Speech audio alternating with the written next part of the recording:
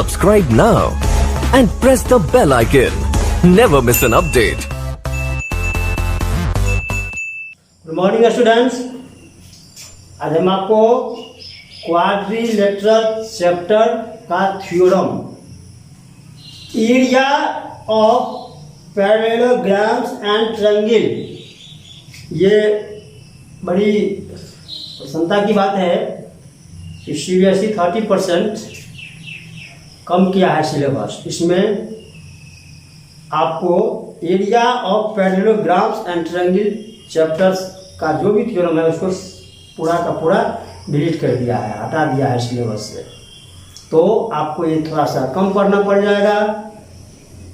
आप mycbse.guide.com जब open करेंगे, गूगल पर सर्च करेंगे mycbse.guide.com करके, तो उसमें मिल जाएगा सिलेबस। और जैसे जैसे गाइडलाइन जारी करेगा सीबीएसई, उसी हिसाब से पढ़ाया जाएगा। और वेरी वेरी वेरी इजी है, किसी भी प्रकार का किसी भी टाइप की प्रेशर नहीं लेना है। बहुत ही आसान काम है, आसान कर दिया है, 30% कम कर दिया है। तो जिसकी हमें क्लास 10 में ज़रूरत है लगभग उसको रहने दिया है। जैसे वॉल्यूम सरफेस एरिया क्लास 10 में काम है आपको, तो इस चैप्टर को छटा नहीं है, इसको रहने दिया है। और बीच बीच में से ज्योमेट्री, जैसे ज्योमेट्री का पहला चैप्टर आपको पता है, पूरा का पूरा कहानी था। क्या नाम है चैप्टर का? Euclid geometry.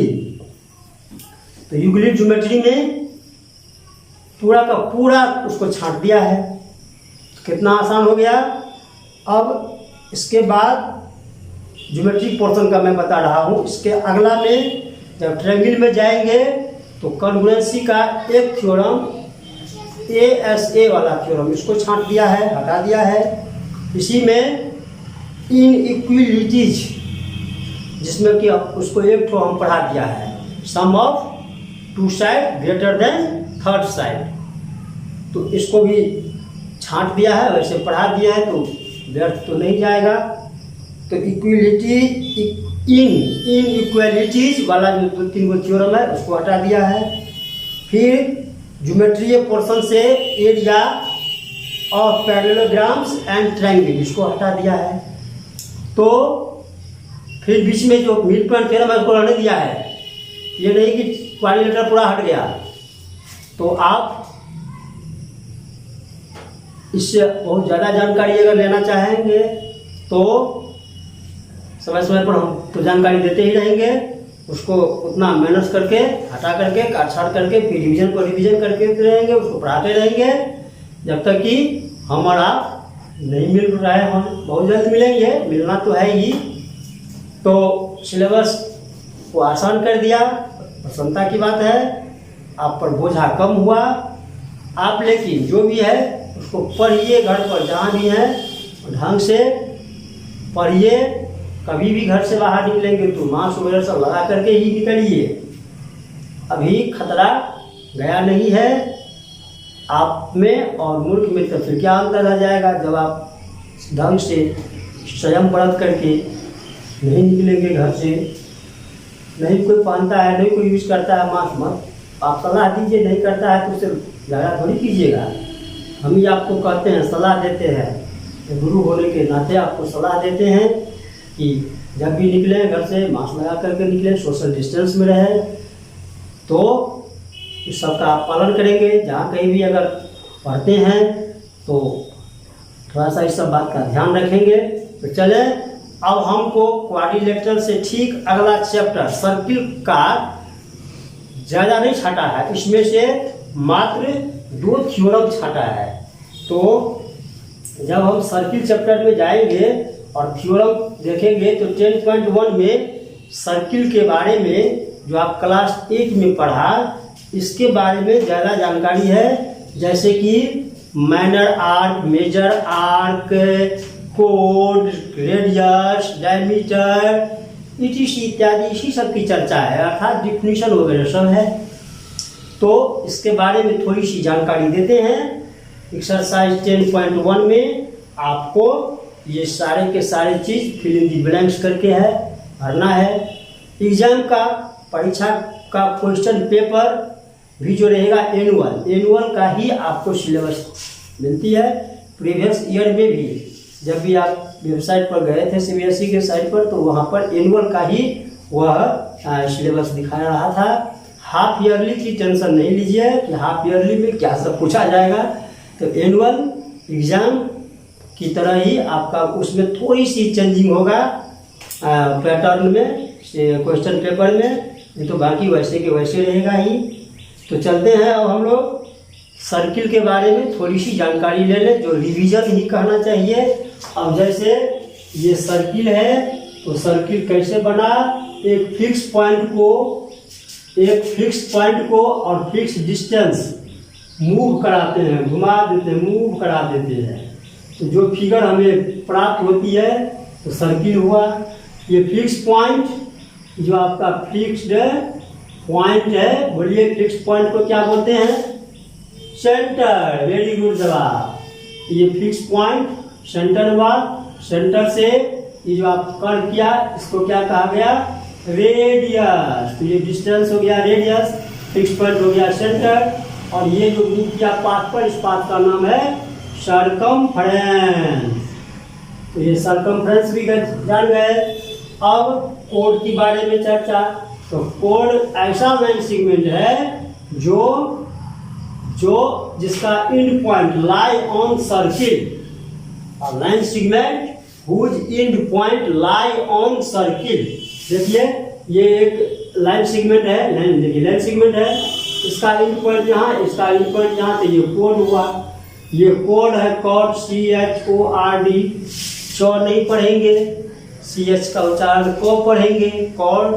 तो ये यहाँ से यहाँ तक ये कॉर्ड है, जिसका हिंदी मीनिंग होती है जीवा, और रेडियस का होता है त्रिज्या, और सेंटर का हिंदी मीनिंग केंद्र, सर्कमफ्रेंस का हिंदी मीनिंग परिधि। इस तरह से आप अध्ययन करेंगे। ऐसा लाइन सेगमेंट जो सेंटर से पास करते हुए सर्किल को टच करती है, या इसका एंड पॉइंट सर्किल पर होती है, ये लाइन सेगमेंट है।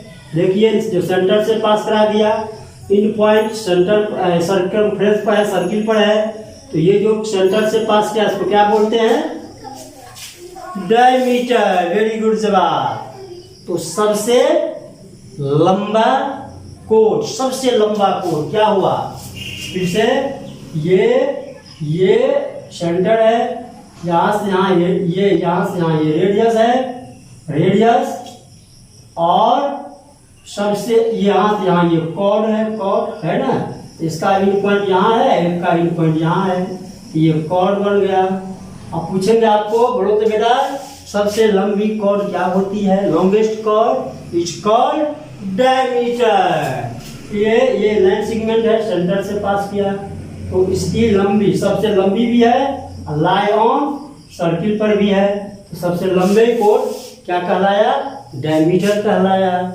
तो इस प्रकार से कोड से क्या बनता है, सेगमेंट बनता है, खंड बना के नीचे वाला को क्या कहेंगे, सेगमेंट। ये छोटा है तो माइनर सेगमेंट, और ये बड़ा है तो मेजर सेगमेंट। तो सेगमेंट बन गया कोड से। और सेक्टर के बारे में बताए थे, सेक्टर क्या बनता है, रेडियस से। रेडियस से जो खंड आप देख रहे हो क्या है, ये सेक्टर। छोटा है तो माइनर और बड़ा है तो मेजर सेक्टर। बड़ा और छोटा बनती है यहाँ सेंट्रल एंगल के हिसाब से। अगर सेंट्रल एंगल 180 से कम रहे, सेंट्रल एंगल 180 से कम रहे तो क्या बनता है, माइनर सेक्टर। और ये आप देख रहे हो ये रिफ्लेक्स एंगल भी है, तो रिफ्लेक्स एंगल यदि आ जाए अर्थात 180 डिग्री से बड़ा अगर थीटा का मान होती है तो ये बन जाता है मेजर सेक्टर। मेजर मान बड़ा, मेजर सेक्टर। तो आप मेजर सेगमेंट सेक्टर सब क्लास 8 में भी पढ़ा था। इसी की चर्चा है 10.1 एक्सरसाइज में। हम इस सब चीज़ इतना जल्दी फास्ट में आगे बढ़ रहे हैं। इसका वजह है कि समय बचेगा तो फिर से रिवीजन होगी और होगी रिवीजन। थ्योरम जितना भी पढ़ाया गया फिर से एक बार रिवीजन होगा। वॉल्यूम सरफेस एरिया एक बार पढ़ाए दिए हैं, अब फिर एक बार रिवीजन होगा। तो ये सब जो इम्पोर्टेंट चैप्टर है जिन्हें आपको क्लास 10 में काम आएगा उसको रिवीजन पर रिवीजन करते जाएंगे और बाकी विषय का भी तैयारी आप ढंग से करेंगे। आप जहाँ कहीं भी है एक रेगुलर एक हिसाब से एक समय सारणी के अनुसार व्यवस्थित ढंग से रोजाना आप पढ़ेंगे तो कहीं प्रेशर की और टेंशन की बात नहीं है। चलते हैं अब आगे बेटा। इसमें सर्किल चैप्टर में थ्योरम 10.1 थ्योरम सर्किल चैप्टर में ही है। थ्योरम 10.1 इक्वल कोड of a circle subtend equal angle at the centre. Equal codes देखिए थ्योरम 10.1 कैसा है, एक्सरसाइज का ही आप ही के बुक का है। थ्योरम आपको कहा गया था कि एक बार पहले आप थ्योरम पढ़ लेंगे क्योंकि क्लास 8 में साबित करने वाला ज्योमेट्री नहीं था, मात्र एक थ्योरम था। थ्योरम से कि चतुर्भुज के चारों कोण 360 मात्र एक था। अब इस क्लास में आप ज्योमेट्री का सबसे तो सीबीएसई में सिलेबस में बहुत अच्छा काम किया कि पहला चैप्टर पूरा का पूरा कहानी टाइप से था। उसमें पूरा कहानी हिस्ट्री यूक्लिड ज्योमेट्री आप देखा होगा। तो इस कहानी को हटा दिया, छांट दिया, बाकी सब जो इम्पोर्टेंट सब था जो आपको आगे काम भी देगा 10 में सब रहने दिया है। चलते हैं थ्योरम 10.1। थ्योरम 10.1 में हम लोग पढ़ेंगे थ्योरम 10.1। आप थ्योरम को एक बार दो बार पढ़िए, समझिए और कलम कॉपी तैयार कीजिए, लिखना शुरू कीजिए। क्या है थ्योरम में कि इक्वल कोड्स। तो चलते हैं, ये सर्किल बनाया और इस सर्किल में इक्वल कोड यहाँ पर सेंटर दिया। एक कोड अगर ऐसा है ये कोड और एक कोड सपोज कि ये ऐसा है ये कोड और दिया है कि इक्वल है तो बराबर है। इस कोड का नाम रख देते हैं ए बी, इसका नाम रख देते हैं सी बी। तो प्रश्न क्या है, थ्योरम क्या है कि equal codes of a circle subtend equal angle at the centre. तो जब ये दोनों कोण बराबर है तो इसके द्वारा सेंटर पर जो कोण बनेगा तो बनाइए सेंटर पर कोण। ये बना सेंटर यहाँ है और ये सेंटर है पर कोण बना। आपने देखा ये एंगल और यहाँ पर ये कोण है, इसके द्वारा बनाइए सेंटर पर कोण। तो चलिए बना देते हैं इसके द्वारा सेंटर पर कोण। आ गया ये कोण है ए सी डी जीवा कोण और ए बी जीवा कोण। तो इस कोण के द्वारा सेंटर पर बना कोण ये और इस कोण के द्वारा सेंटर पर बना कोण ये दोनों कोण बराबर होगा, यही साबित करना है। प्रश्न समझ में आई। इक्वल कोड ऑफ ए सर्किल सबटेंस माने बनाती है, subtends equal angle at the centre. तो सेंटर पर इक्वल कोण बनाती है। तो गिवन में क्या दिया हुआ है, आप गिवन लिखने का प्रैक्टिस करेंगे, जैसा आपकी सोच है उस हिसाब से गिवन आएगा। तो गिवन में तो ए सर्किल दिया हुआ है, इक्वल कोड की चर्चा है, तो इतना बात आप लिखेंगे। गिवन में O is the centre of a circle, O centre भी दे दिए हैं। ये सर्किल विद सेंटर वो भी लिख सकते हो आप। गिवन में a circle with centre O and cos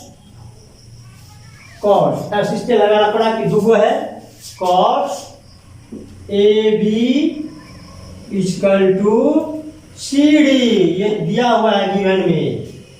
तो फिर क्या करना है प्रूफ में, टू प्रूफ साबित करना है कि एंगल AOB बराबर एंगल COD।